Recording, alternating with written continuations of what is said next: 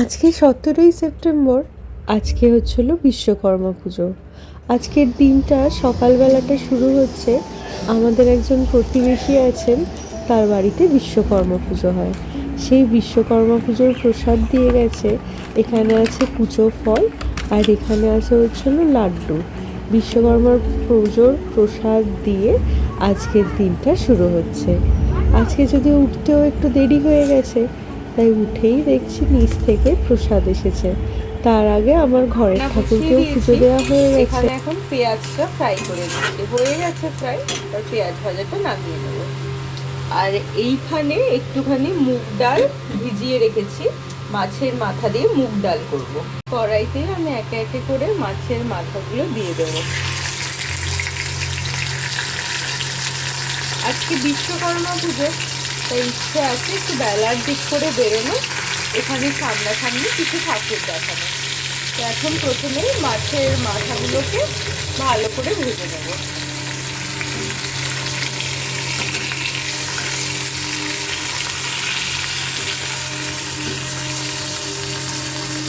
আর ওয়েদারটাও কিরকম পুজো পুজো, তাই না?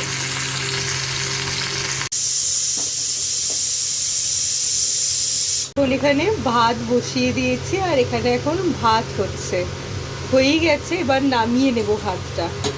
এরপরে হবে বিশ্বকর্মা পুজোর স্পেশাল মেনু, সেটা হলো মাটন। এখন এখানে হচ্ছে গুড়ের চাটনি, গুড়, আম আর একটু ভাজা মশলা দিয়ে এখানে হলো চাটনি। এখানে আমি কোনো চিনি ইউজ করিনি। আর এখানে ভাজা মশলাতে দিয়েছি গোটা জিরে, গোটা ধনে আর আর একটুখানি ওই শুকনো লঙ্কা শুকনো খোলায় বেটে, তারপর মানে শুকনো খোলায় নেড়ে মিক্সিতে গুঁড়ো করে তারপরে এই চাটনিটা করছি। আর চাটনির কালারটা একবার দেখুন। এটা হয়ে গেলে নামিয়ে নেব। এখানে মাটন নিয়ে নিয়েছি, এখানে 300 গ্রাম মতো মাটন আছে, বিসিএস থেকে আনিয়েছি। তো এবার মাটনটা ধুয়ে নেব। ধোয়া হয়ে গেছে, মশলা মাখিয়ে তারপর রান্না করব। তো এখন মাটনটাতে নুন, হলুদ, লঙ্কার গুঁড়ো, তেল দিয়ে এখন ভালো করে ম্যারিনেশন চলছে। আর পাশে দেখছেন ঢাক বাজছে, সুন্দর লাগছে। আমাদের ছাদে কয়েকটা বাচ্চা গেছে ঘুড়ি ওড়াতে। এই বাচ্চাদের জন্যই বেশি স্পেশাল আর কি বিশ্বকর্মা পুজো। তো চলুন এটা ভালো করে এখন ম্যারিনেট করে নিই। এই যে ম্যারিনেশন হয়ে গেছে। আমার এখন মনে হচ্ছে কি, আমরা যে দোকান থেকে কিনি না, ওরা মাটন কম কোয়ান্টিটিতে দেয়। এখানে 300 মাটন এতগুলো পিস হয়েছে।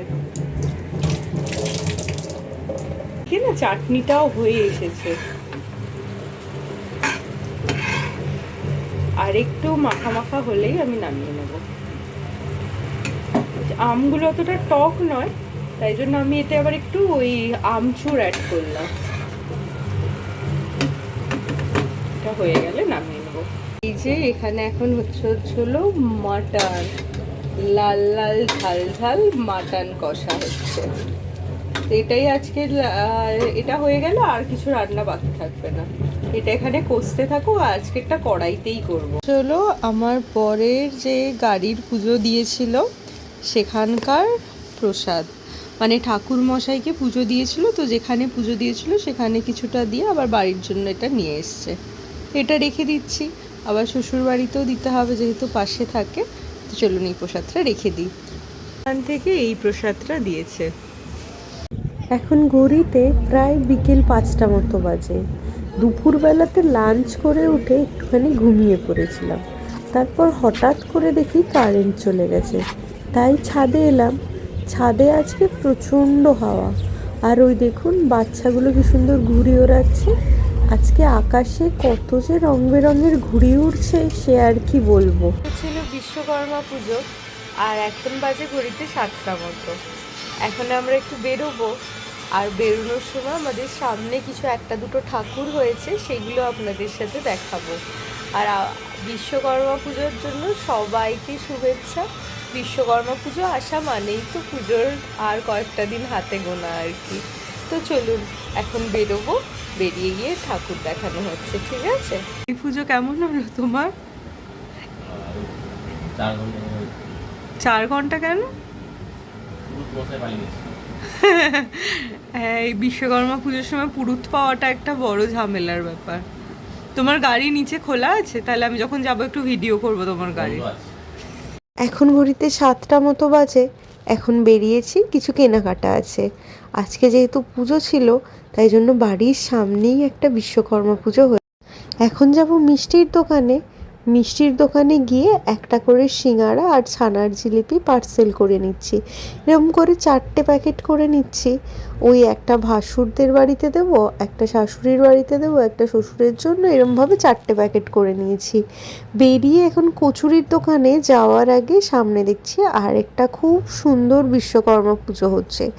এরপরে এসেছি সেকেন্ড মিষ্টির দোকানটাতে। এখানে আবার কচুরি খুব ভালো পাওয়া যায়।